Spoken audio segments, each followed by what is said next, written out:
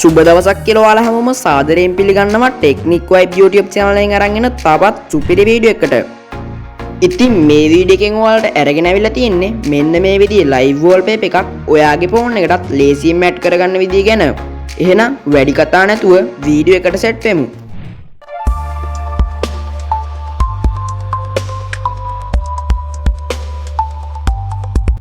හරියාලුවා මුලින්ම කරන්න ඕනේ ඔයාගේ TikTok app එක මෙන්න මේ විදිහට ඕපන් කරගන්න එක. ඕපන් වුණාට පස්සේ ඔයා මෙන්න මේ උඩ තියෙන search bar එකට යන්න ඕනේ. ඉතින් ඊට පස්සේ ඔයා මෙතන search කරන්න ඕනේ live wallpaper 4K කියලා.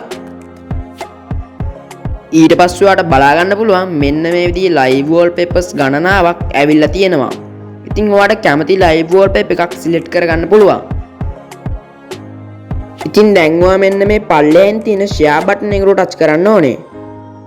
ඊට පස්සේ ඔයාට බලා ගන්න පුළුවන් set as wallpaper කියලා option එකක් තියෙනවා.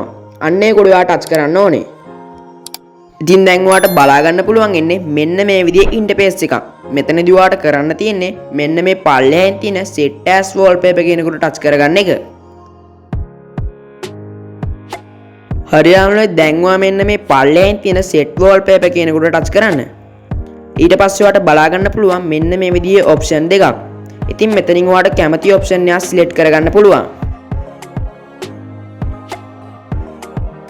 හරියටම දැන් මම ඔයාලට මෙතනින් බෑක් වෙලා පෙන්නන්නම් අපේ wallpaper එක home screen එකට ඇඩ් වෙලා තියෙන විදිය. ඉතින් දැන් ඔයාට බලා ගන්න පුළුවන් අපේ wallpaper එක ලස්සනට ඇඩ් වෙලා තියෙනවා. ඉතින් මෙන්න මේ විදිහට තමයි මේ වගේ live wallpaper එකක් ඔයාගේ ෆෝන් එකටත් ලේසියෙන්ම ඇඩ් කරගන්නේ. එහෙනම් අදට මේ වීඩියෝ එක මෙතනින් ඉවර කරනවා. මගේ YouTube channel එක subscribe කරන්න අමතක කරන්න එපා.